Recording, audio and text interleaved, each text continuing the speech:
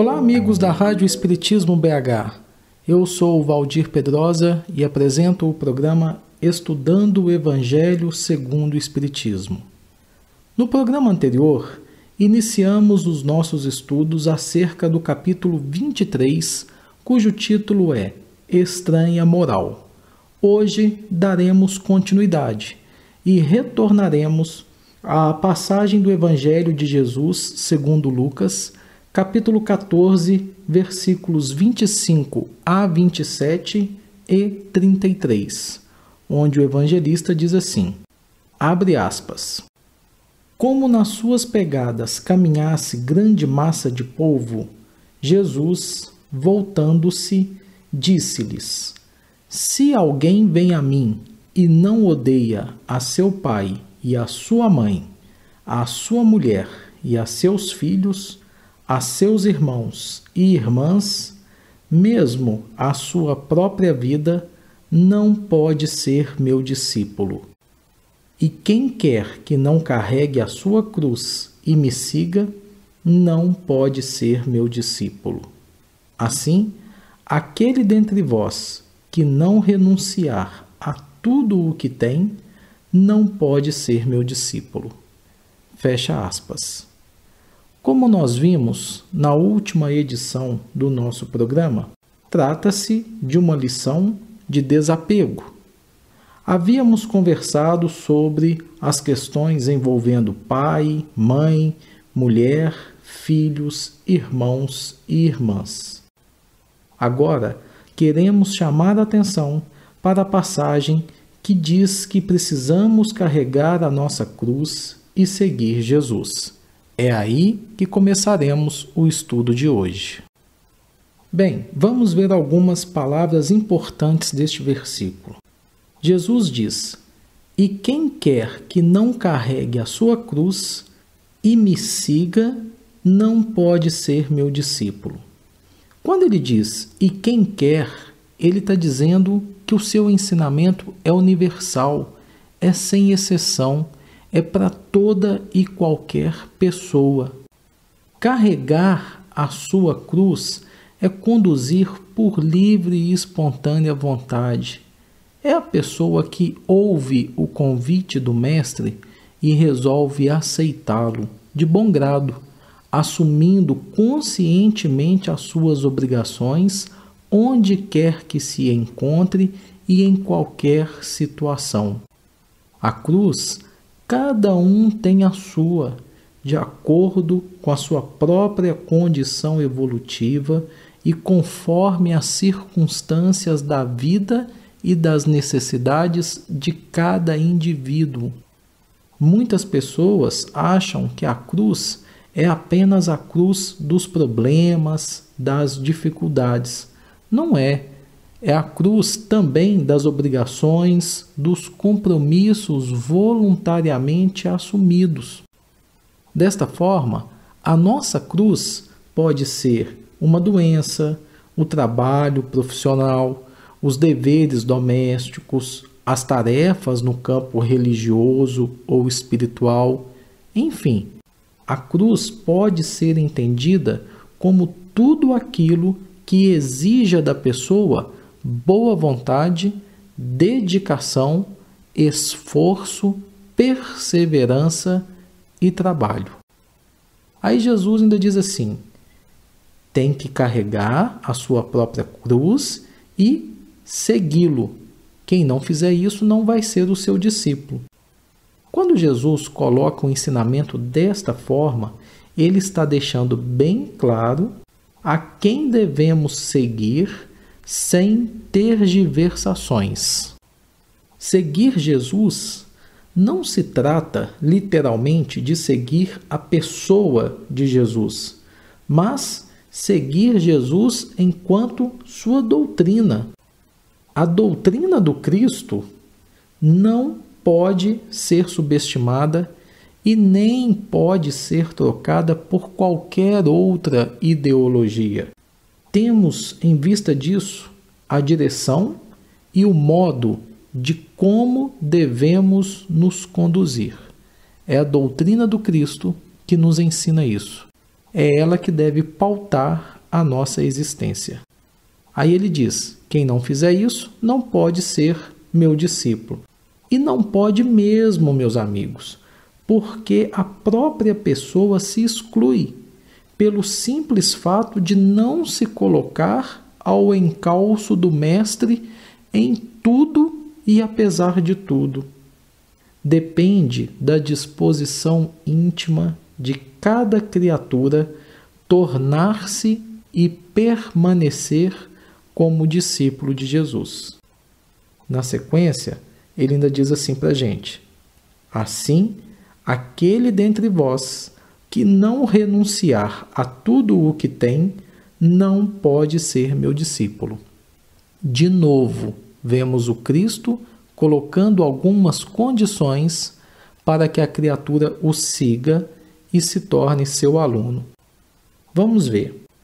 Jesus encaminha o assunto desta forma para a conclusão que é, ao mesmo tempo, uma síntese do que ele já nos falou neste versículo.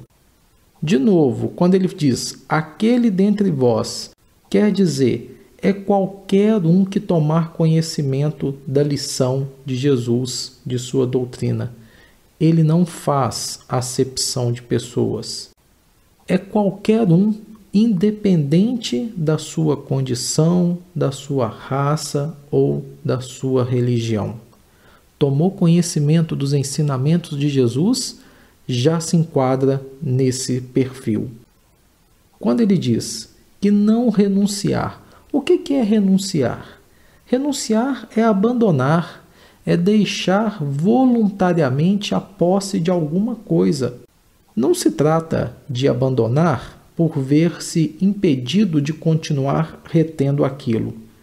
É abandonar no sentido de deixar de forma voluntária. É uma decisão pessoal do indivíduo. Renunciar a quê? Renunciar a tudo o que nós temos. E aí eu pergunto, minha gente, o que é que nós realmente temos? Em verdade, só temos aquilo que está no nosso íntimo, aquilo que é conquista ou aquilo que nós ainda precisamos trabalhar. O que é nosso é o que nós carregamos em nossa intimidade. São as nossas qualidades boas ou más. São as virtudes ou os vícios que ainda carregamos de reencarnações passadas. Com relação àquilo que se encontra no meio exterior, são coisas que nós detemos provisoriamente, e isso se aplica até mesmo ao nosso corpo físico. Tanto é que, no dia em que retornarmos ao plano espiritual, pelo fenômeno da desencarnação, o nosso corpo físico fica no plano material. O que temos, em verdade, é tão nosso que não pode ser dado, não pode ser transferido. Vejam esse exemplo. Uma mãe que goste muito do seu filho, que o ame profundamente, não pode lhe dar obediência. Por quê? Porque a obediência é uma virtude e, como tal, ela é intransferível. Todavia, a mãe pode dar ao seu filho exemplos de uma conduta obediente, para que o seu filho se torne obediente assim como ela. Mas transferir-lhe a virtude é impossível. E o mestre conclui esse versículo dizendo que quem não renuncia a tudo que tem não pode ser seu discípulo. Volta ao que tínhamos falado anteriormente. Aqui, a pessoa, como nós vimos, se exclui mesmo. Por quê? Porque ela é totalmente incapaz de satisfazer, pelo menos por enquanto, as condições estipuladas por Jesus para ser seu discípulo, para ser seu aluno. Agora, se lançarmos um olhar atencioso sobre os círculos cristãos de todos os matizes, vamos ver que eles permanecem repletos de estudantes que se classificam como discípulos de Jesus, com inexcedível entusiasmo verbal, como se a ligação legítima com o Mestre estivesse circunscrita a problema de palavras tão somente. Na realidade, todavia, o Evangelho não deixa dúvidas a esse respeito. A vida de cada criatura consciente é um conjunto de deveres para consigo mesma, para com a família de corações que se agrupam em torno dos seus sentimentos, e também para com toda a humanidade. E não é tão fácil assim desempenhar todas essas obrigações com a aprovação plena das diretrizes evangélicas. Meus amigos, imprescindível se faz eliminar as arestas do próprio temperamento, garantindo assim o equilíbrio que nos é particular, contribuir com eficiência em favor de quantos nos cercam o caminho e dando a cada um o que lhe pertence, servindo a comunidade de cujo quadro fazemos parte. Sem nos corrigirmos, não retificaremos o roteiro em que marchamos. Basta verificarmos na natureza. Árvores tortas não projetam imagens repreensíveis. Se buscamos a sublimação com Cristo de forma consciente, ouçamos os ensinamentos divinos. Para sermos discípulos dele, como vimos nessas passagens que estudamos, é necessário, é indispensável nos dispormos com firmeza a conduzir a cruz de nossos testemunhos de assimilação do bem, acompanhando os passos do nosso Mestre. Aprendizes existem que levam consigo o madeiro das provas salvadoras, mas não seguem o Senhor por se confiarem à revolta através do endurecimento e da fuga. Outros aparecem seguindo o Mestre nas frases bem feitas, mas, em verdade, não carregam a cruz que lhes toca, abandonando-a à porta de seus vizinhos e companheiros. Olha, meus irmãos, dever e renovação, serviço e aprimoramento, ação e progresso, responsabilidade e crescimento espiritual, aceitação dos impositivos do bem e obediência aos padrões do Senhor.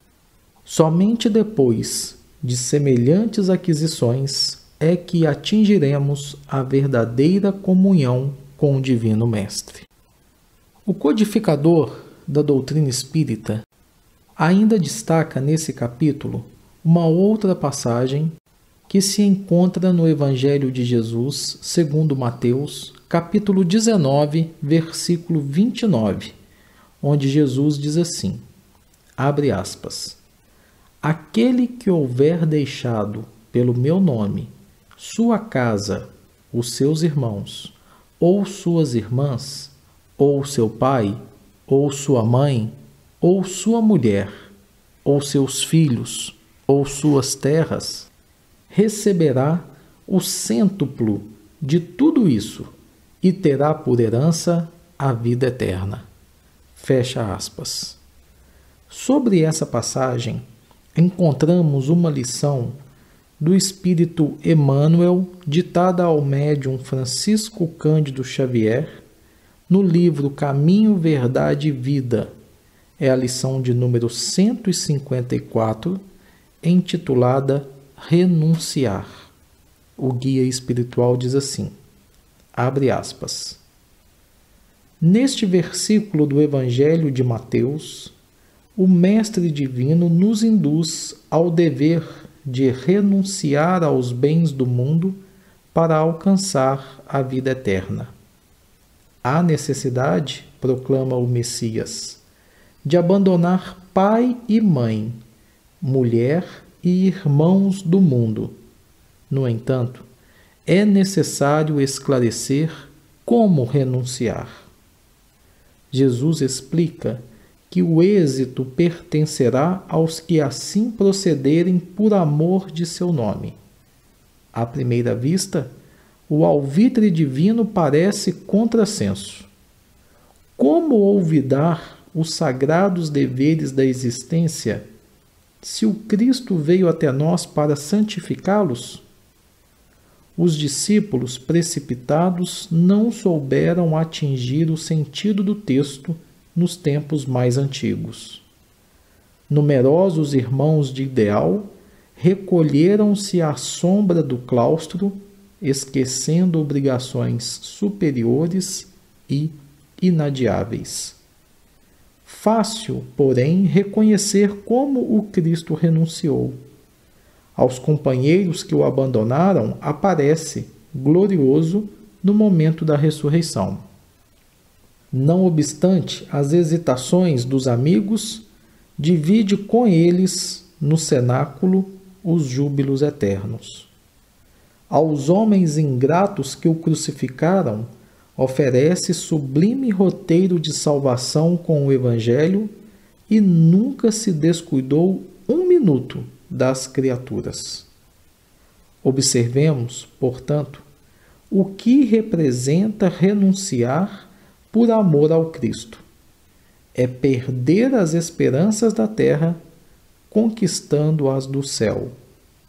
Se os pais são incompreensíveis, se a companheira é ingrata, se os irmãos parecem cruéis, é preciso renunciar à alegria de tê-los melhores ou perfeitos, unindo-nos ainda mais a eles todos, a fim de trabalhar no aperfeiçoamento com Jesus.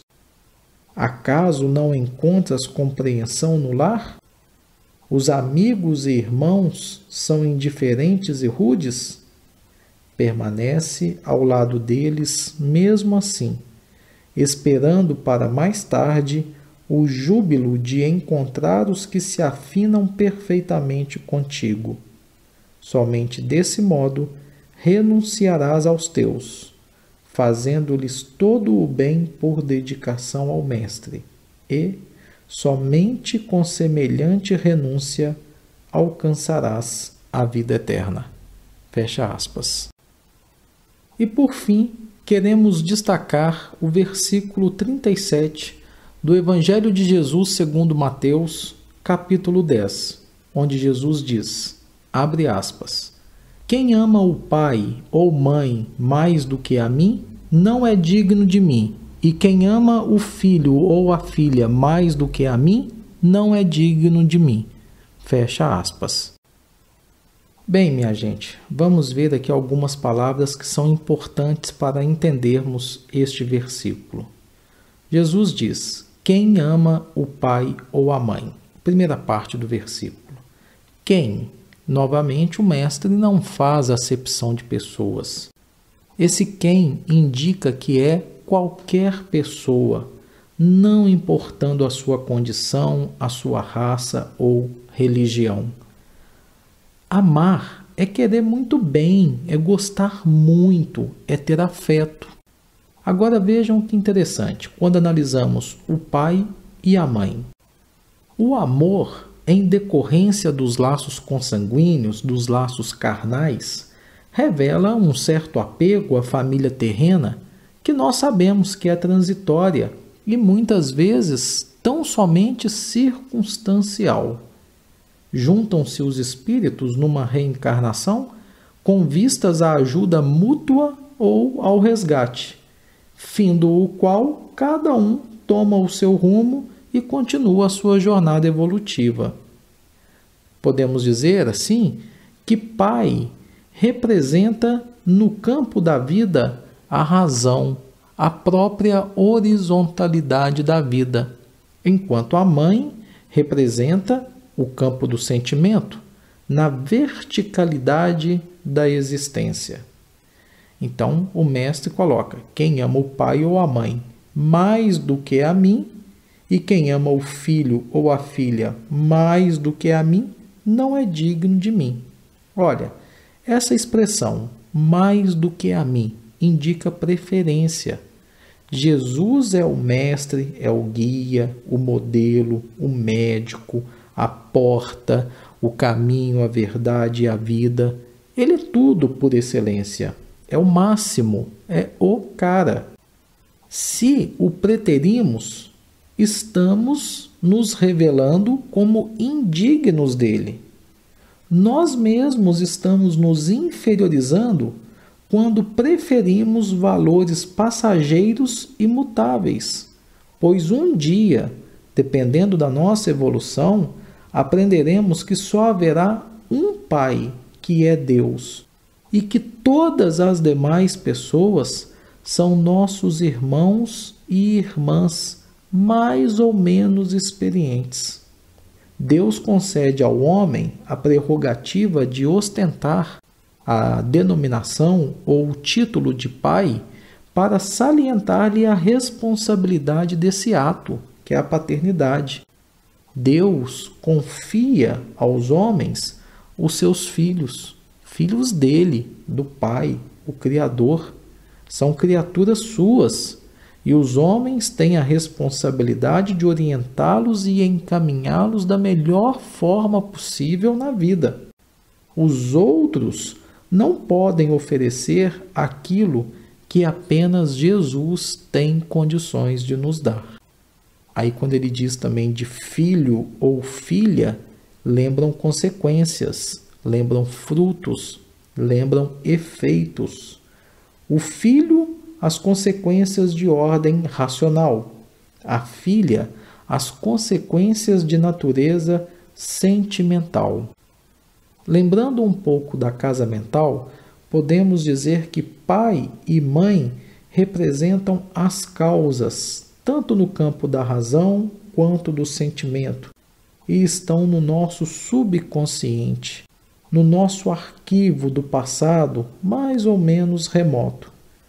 Já o filho e a filha são as consequências, os efeitos, os nossos frutos, também no campo da razão e do sentimento, e encontram-se no consciente, no nosso presente, na atualidade.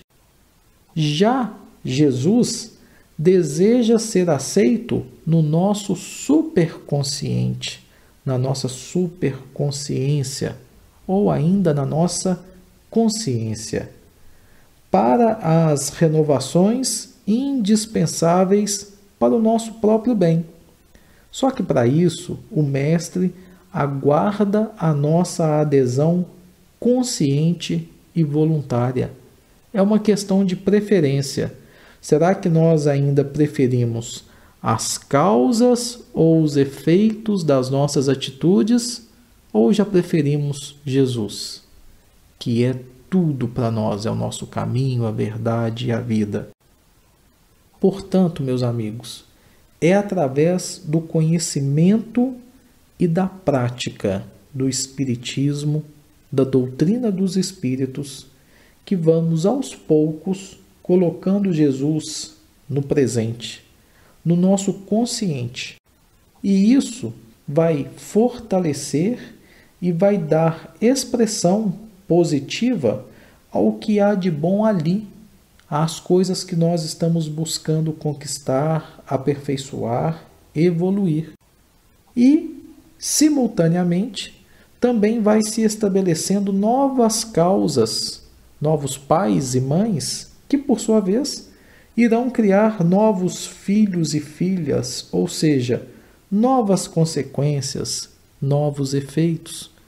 É o surgimento do homem novo, renovando o homem velho, iluminando esse homem velho, essas sombras de vidas passadas, com a luz do Evangelho, clareado ainda mais pelos ensinamentos da doutrina espírita.